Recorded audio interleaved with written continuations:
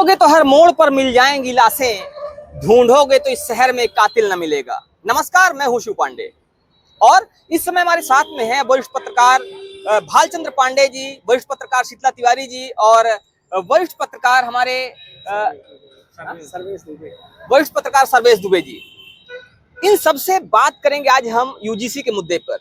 UGC का वो मुद्दा जो इस समय भारतीय जनता पार्टी के गले की फांस बना हुआ है, वो मुद्दा जो कहीं ना कहीं भारतीय जनता पार्टी को बैकफुट पर लाने के लिए विवश कर रहा है, वो मुद्दा जिसने भारतीय जनता पार्टी के खिलाफ उनके अपनों को खड़ा कर दिया है। पूरा सवर्ण समाज जो इसका कोर वोटर माना जाता था, इस समय भारतीय जनता पार्टी के खिलाफ हो गया है और भारतीय जनता पार्टी इस कोशिश में लगी हुई है कि किसी तरह से डैमेज कंट्रोल किया जाए।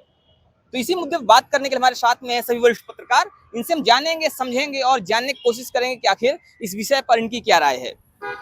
पांडे सर, अभी वर्तमान में जो यूजीसी का मुद्दा चल रहा है, इस यूजीसी के मुद्दे को देखते हुए देखा ही जा रहा है कि पूरा जो सवर्ण समाज है यूजीसी के खिलाफ खड़ा हो गया है और कहा यह जा रहा है कि आने वाले चुनाव में कहीं ना कहीं भारतीय जनता पार्टी को सबक सिखाएंगे। क्या लगता है आपको कि भारतीय जनता पार्टी बैकफुट पर आएगी और ये जो यूजीसी का मुद्दा है भारतीय जनता पार्टी कहीं ना कहीं नुकसानदायक साबित होगा, या धीरे धीरे करके सवर्ण समाज इसको भूल जाएगा और भारतीय जनता पार्टी साथ में एक बार फिर से आ जाएगा? देखिए, यूजीसी का मुद्दा जो है जी, ये भाजपा की एक सोची समझी रणनीति के तहत लाया गया है। ये एक दिन का काम नहीं है, इसके पीछे भाजपा ने बहुत मेहनत करी है। जी, और जो अखिलेश यादव का पीडीए का मुद्दा, राहुल गांधी का बार बार जो मुद्दा संसद में उठाया गया कि पिछड़ों का जितना हक है उनको मिलना चाहिए, जाति जनगणना होनी चाहिए, तो ये सब कहीं ना कहीं बीजेपी को बैकफुट पे ढकेल रही थी। उसको काउंटर करने के लिए बीजेपी ने बहुत मेहनत की और उसी मेहनत का जो नतीजा है ये यूजीसी बिल 2026 के रूप में लोगों के सामने आया है। बीजेपी कहीं ना कहीं अपने आप को इस मुद्दे पर पिछड़ती हुई दिख पा रही थी। बीजेपी चाहती थी कि सवर्णों के साथ साथ कहीं ना कहीं हम बैकवर्डों को भी और दलितों को भी अपने साथ साथ के रखें।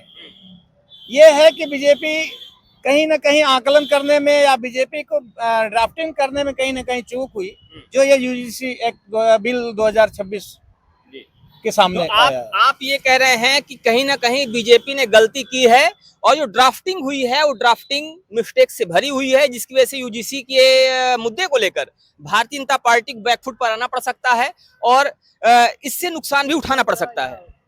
जी, ये कहीं ना कहीं बीजेपी को जो है ना, ये समझने में या फिर जो भी है, बीजेपी को उसको पूरी तरह से लोगों के सामने रखने में चूक हुई है, या बीजेपी कहीं ना कहीं जो चाहती थी उससे थोड़ा भटक गई है।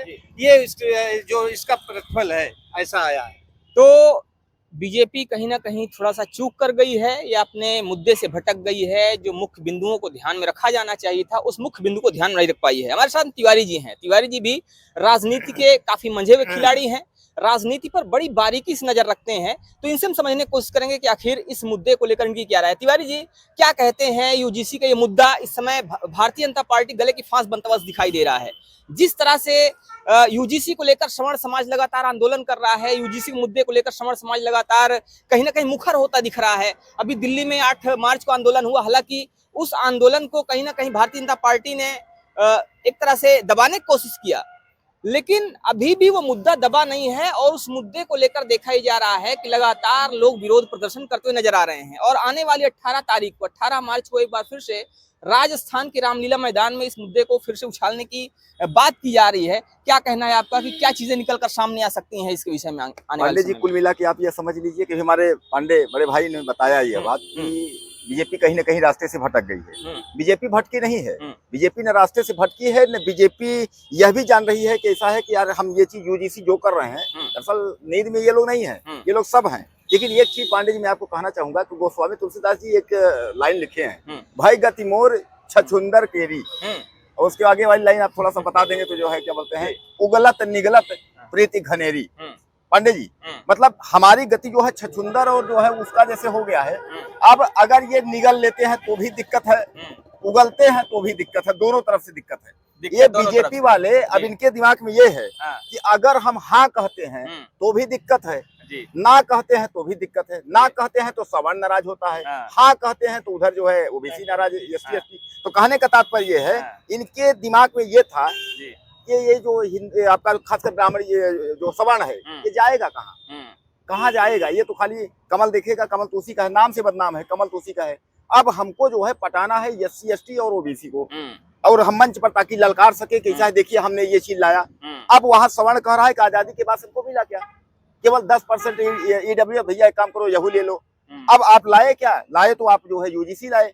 इनके दिमाग में ये है कि हमको कुल मिला करके जो है ओबीसी एससी एसटी को मिला के चलना है, ब्राह्मण वोट करे या ब्राह्मण ना करे। आपको याद होगा कि बिहार के मंत्री ने कहा था कि हम ब्राह्मणों के वोट से, सवर्णों के वोट से नहीं जीतते हैं। इनके दिमाग में ये है। 2017 के बाद से उत्तर प्रदेश में जो है, जब से मायावती जो बसपा जो कन्वर्ट हुई है, एक तरीके की वोट बैंक उसकी खत्म हुई है, बीजेपी में एक तरीके से विलय हुई है, इनके दिमाग में यही चल रहा है। जो 5 किलो वाला सिस्टम है वो अहम सिस्टम है। एक काम करो, एससी एसटी और ओबीसी को जबरदस्त देखो, और बाकी जो है इनसे कुछ मतलब नहीं है।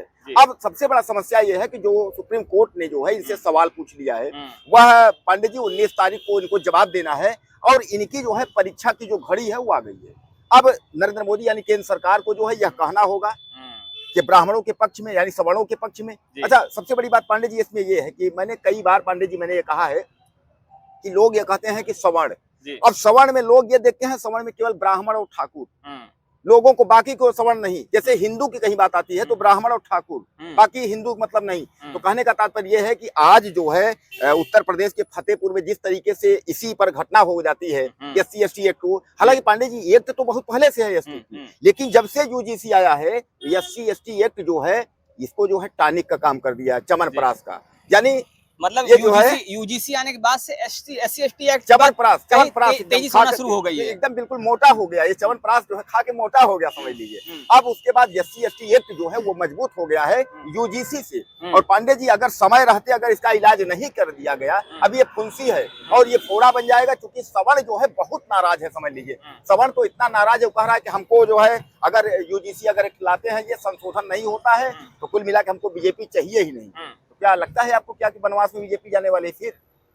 तो बीजेपी आएगी या वनवास जाएगी ये तो देखने वाली बात होगी, लेकिन बीजेपी को लेकर जिस तरह सवर्णों में गुस्सा देखा जा रहा है वो कहीं ना कहीं एक बड़ा इशारा कर रहा है। वो इशारा कर रहा है कि आने वाले समय में भारतीय जनता पार्टी कहीं उसी तरह से पीछे ना चली जाए, कहीं उसी तरह से गायब ना हो जाए जैसे आज से 2 दशक पहले हुआ करती थी।